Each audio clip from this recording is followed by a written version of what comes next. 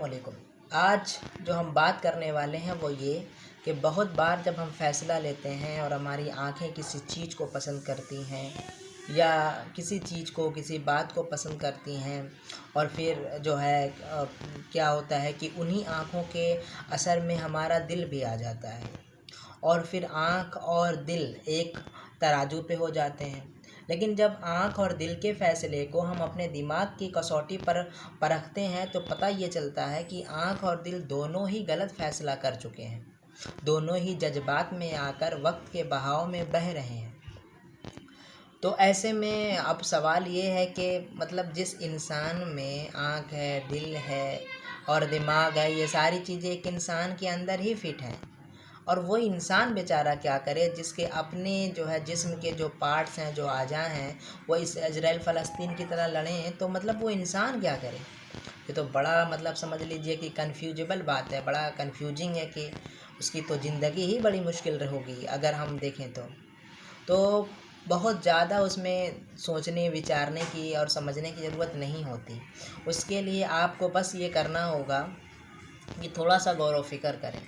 आप देखें कि दिल और आँख दोनों को कंट्रोल कौन करता है? हमारी दिमाग करता है। यानी अगर हमारे दिल में कुछ मतलब हमारे जिस्म में कहीं पे भी अगर मान लें एक मच्छर भी काटे तो उसका जो पता चलता है वो हमारे दिमाग को पता चलता है, और फिर हमारा दिमाग हाथ को इशारा करके उस जगह पे ले जाता है जहाँ पर वो मच्छर काट रहा होता है। उसी तरीके से हमारी आँखें और हमारे दिल भी का जो कंट्रोल जो होता है, जो सेंटर होता है, वो दिमाग होता है। यानी दिमाग ही दिल को कंट्रोल करता है। तो फिर ऐसे में जब जो सेंटर जब कोई फ़ैसला कर रहा है तो उसी की बात सुननी चाहिए। ये तो हो गया साइंटिफिक आंसर कि जो है दिल और दिमाग में अगर कन्फ्यूजन हो तो फिर हम किसकी सुने? दिमाग की। वजह यह है कि दिमाग जो होता है ना, वो हर चीज़ को प्लस माइनस फ़ायदा घाटा हर चीज़ को देखने के बाद कोई फ़ैसला करता है। लेकिन देखें जो है दिल और आँख ये ऐसे होते हैं, ये जज्बाती पार्ट्स होते हैं। अब मैं इसकी आपको एक मिसाल देता हूँ। जैसे कोई इंसान किसी को बेतहाशा मार रहा हो और उसके आँख से मतलब उसके जिस्म से ब्लड गिर रहे हों, हम और आप क्या सोचेंगे? हम और आप सोचेंगे कि जो है क्यों मार रहा है, गलत कर रहा है मारने वाला, देखो खून गिर रहा है, आप जाके छुड़ा देंगे। लेकिन जैसे ही आपको पता चलेगा कि इसने उसका 1 लाख रुपया चुराया है, फिर आपका दिमाग तुरंत जाएगा नहीं सही हो रहा। तो आँख और दिल ऐसे होते हैं कि वो देखने वाली चीज़ों पर फट से भरोसा कर लेते हैं। कुछ उनके पास परखने का कोई तराजू नहीं होता, लेकिन जो दिमाग होता है वो सही फैसला करता है। तो इसलिए इसकी यही मिसाल है। अब ये आप कह सकते हैं कि एक तरफ तो आप ये कह रहे हैं कि कंट्रोल करने वाला दिमाग है, तो जाहिर है अगर दिल और दिमाग जज्बाती हो रहे हैं तो कंट्रोल करने वाला तो दिमाग ही है ना, तो इल्ज़ाम तो दिमाग पे ही जाना चाहिए।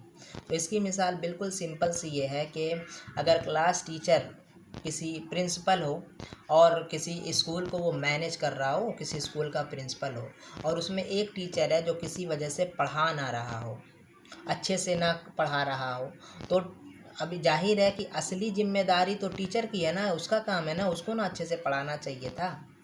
लेकिन इनडायरेक्ट तरीके से प्रिंसिपल जो है जिम्मेदार होता है। बस यही मसला है कि दिल और दिमाग जो फ़ैसला लेते हैं वो जो है खटाक से फ़ैसला ले लेते। इसकी एक और मिसाल मैं देता हूँ। अगर एक बाप है और एक बेटा है, बाप सीधा साधा नेक है लेकिन लड़का थोड़ा सा कमीना टाइप है, किसी वजह से बिगड़ गया बाहर जा कर के या किसी भी वजह से, तो कहने का मतलब यह है उसका जो खराबी है उसकी निस्बत ज़रूर जो है बाप की तरफ जाएगी, लेकिन वो किसी को मार करके आए, मार करके जब वो किसी को आएगा तो हम डायरेक्ट यही कहेंगे ना कि बेटे की गलती है ना कि बाप की।